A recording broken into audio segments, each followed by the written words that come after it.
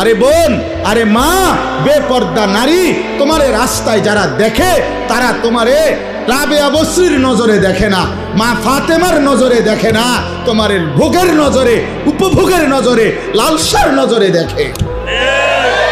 এজন্য বেপর্দা নারী কিতাবে আছে, নিজেই নিজেকে ছোট করে, নিজের দাম নিজেই কমায়, নিজেই নিজেকে বাজারে তুলে দিছে যে আমার এই অসল আমি মূলত চলে না, আর আমনে নিজে চাইয়াল।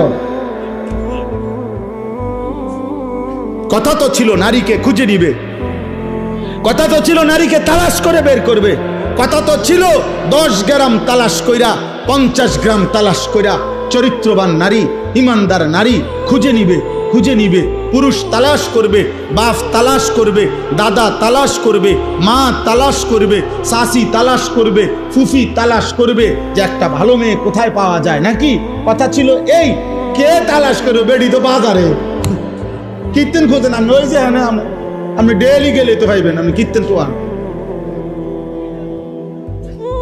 টোয়ান কীর্তন বেডি তো বাজারে আইয়ে প্রত্যেক দিন।